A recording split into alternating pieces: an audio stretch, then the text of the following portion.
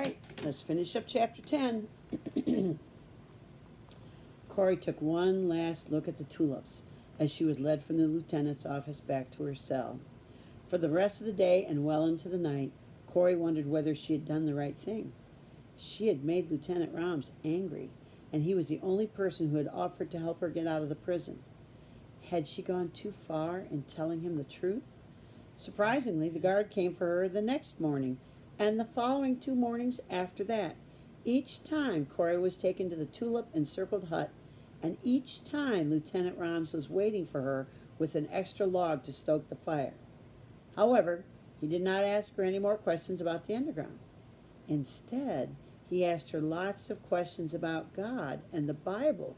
He told Corrie that his wife and children were in Bremen, back in Germany, and every morning he hoped they'd lived through another night.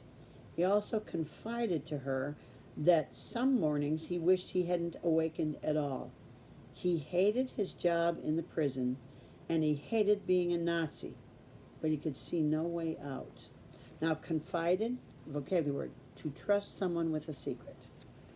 At last, Corrie understood what Betsy had been trying to tell her from the time the first German bombs had fallen on Holland. Many of the Germans were just as much victims of Adolf Hitler and his horrible Third Reich as were the Dutch. They, too, lived in fear for their lives and the lives of their families. After 4 visits, Lieutenant Rams announced he had finished his investigation and sent Corrie back to her cell for the last time. She didn't expect to see him again, but she was wrong. About a week later, her cell door swung open, and the lieutenant himself was standing there. "Follow me," he said kindly. Corrie tried to straighten her matted hair as she stood up. She stepped into the corridor and followed the lieutenant. "Where are we going?" She felt comfortable enough to ask him, her heart racing wildly. "I'm taking you back to my office, where there will be a reading," he replied. "A reading?" Corrie repeated, thinking back to the wonderful evenings of play reading Leendert had organized for the guests at the Bayeux. But what could Lieutenant Rams possibly mean by a reading? "You told me your father died in this prison 3 months ago, did you not?" he asked matter-of-factly. "Yes," answered Corrie. "Well, the lawyer is here to read the will to the family. That is the legal way it is done in Holland." Corrie was not sure she understood. Why was he, a Nazi officer, worried about the legal way things were done in Holland? It didn't make any sense. A German invader who cared about the laws of Holland? Maybe the lieutenant hadn't been acting all the time after all. Maybe he really did care. Then another wonderful thought struck Corrie.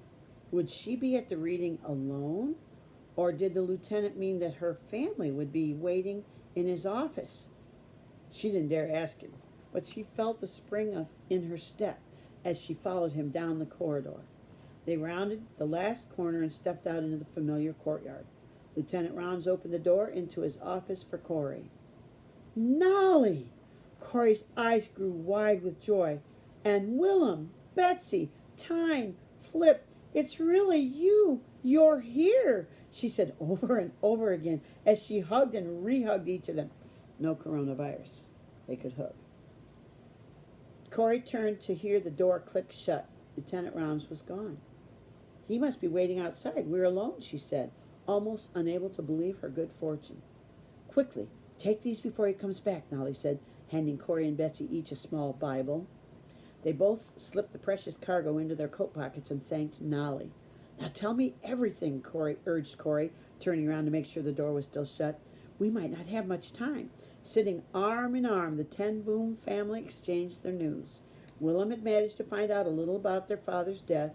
He had caught pneumonia within a couple of days of arriving at the prison. Finally, the other men in his cell had convinced the guards he needed medical help, but it was too late. He died lying on a stretcher, alone, outside the hospital. No one knew who he was, so as far as they had been able to determine, he had been buried in an unmarked grave. Corrie wept quietly as she listened. Next, Tyne told them about Kick. He had been captured trying to smuggle a downed American airman to the North Sea coastline, where he was to be picked up and transported back to England. Tyne and Willem had heard he'd been taken on a prison train into Germany. And what of the clocks in the house? Corrie wanted to know. Flip told her the story. When everyone arrested at the Bayeux had been marched out of the police headquarters and onto the bus, Arnold had not been with them. Of course, he'd been trapped by the raid and was one of those hiding in the Angel's Den. His father was sure he'd been at the Bayeux at the time of the raid, so he started asking questions among his friends. Did anyone know of someone at the Bayeux where a man in the underground might hide? Amazingly, one of the people he asked was the man who had built the hidden room, and once he found out who Arnold's father was, he gladly told him about the hiding place in the third-floor bedroom. Next, Arnold's father talked to a Harlem policeman whom he trusted, and a plan was hatched. The following evening, the Gestapo were going to hand over the job of patrolling the Bayeux to the local police. On the night of Wednesday, March 1st, 2 days after the raid, the Dutch policeman who took over from the Gestapo found the entrance to the Angel's Den and knocked on it. The wall slid open and out came 6 people. 4 Jews, Mary, Martha, Usi, and Ronnie, and the 2 members of the underground, Hans and Arnold. Hans and Arnold thanked the policeman for rescuing them and slipped out into the rooftop of the Bayeux. They jumped onto the roof of the next house next door and disappeared into the night. The 4 Jewish guests waited quietly inside with the policeman until an underground worker came and guided them to safety. Then the policeman slid the door of the Angel's Den closed and went back to standing guard outside the Bayeux. As far as Flip knew, the Gestapo still hadn't found the Angel's Den. Corrie could hardly believe what she was hearing. She had been so worried about the guests. Silently, she thanked God. There were still good men in Holland, like the policemen who had risked their lives for the guests at the Bayeux. Just as Flip finished telling the story, the door opened, and Lieutenant Rahm stepped inside. "Has the will been read yet?" he asked politely. The Dutch lawyer, who had been standing in the corner of the room, indicated it had not, and then opened a large envelope, pulled out a document, and began to read. There were no surprises in the will. Caspar ten Boom's only belonging of any value was the Bayeux and its clock shop, which he left to Betsy and Corrie as long as they chose to live there. When the reading was finished, the lieutenant walked over to Corrie. "You must go now," he ordered. Corrie took one long last look at her brother and sisters and stumbled out the door. She could hear Betsy being escorted out behind her. When she got back to her cell, she felt lonelier than ever. She lay on her cot and relived every moment of the visit. She was worried about Willem and Betsy.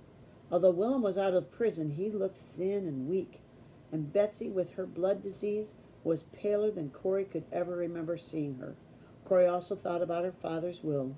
The words the lawyer had read echoed in her mind. Elizabeth and Cornelia can have the Bayeux as long as they choose to live there.